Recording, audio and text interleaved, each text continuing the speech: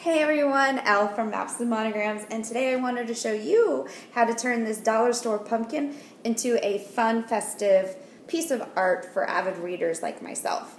So I started off with this book here. It's a large hardcover book, and it turns out that we have 4 copies of this book. So I just decided, why don't I get creative and start playing around with some different projects that involve book pages, and that's kind of how I arrived here. If you use a larger book, such as the one I just showed you, your pages will be long enough that you don't have to worry about them not covering this entire pumpkin. So I cut them into about 1-inch strips, and I've separated them into strips that have words on them, and then the margins, which are over in the left pile. I'm going to save those for later. So you're going to take your Mod Podge and apply it generously from the top all the way to the bottom of your pumpkin.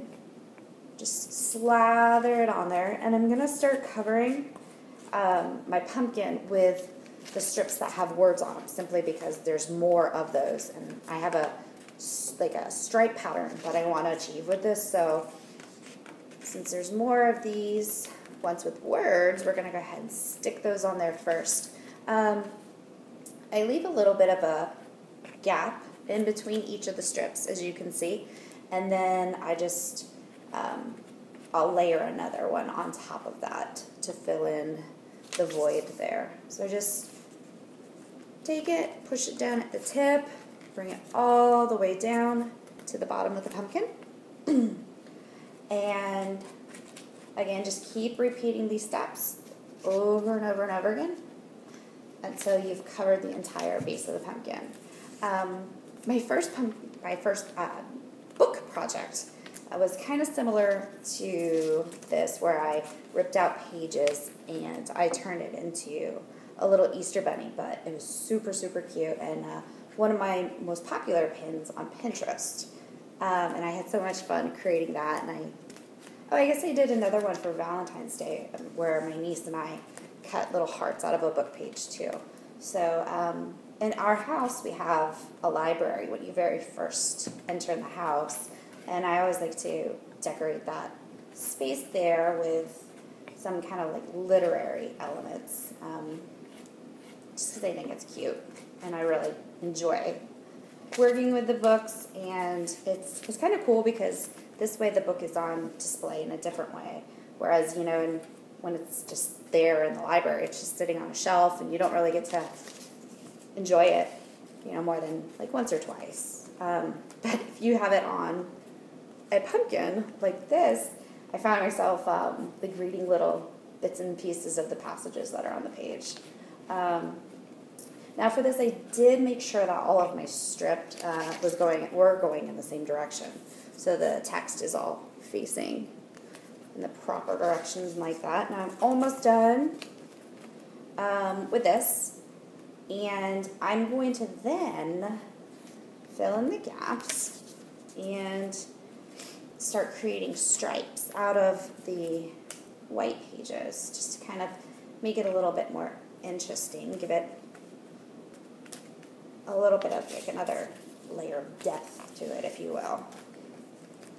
Okay, and just a couple more, and then we're going to start with those stripes. Pumpkin season has always been my favorite, not just because of the coffee and the donuts, but there's just something about pumpkins and fall that makes you feel all warm and cozy inside. Okay, so I've covered almost all of the pumpkin. There are some little strips of orange peeking out, but we'll get those covered.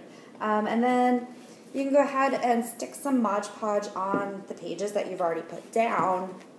It'll dry clear, so don't worry about that, and it kind of seals it all in there too, so that it's a little bit protected, and it will hopefully stay longer.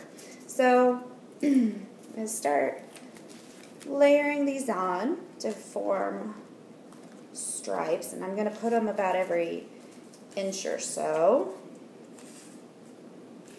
and also use them to fill in, again, those pieces of orange that are sticking out there.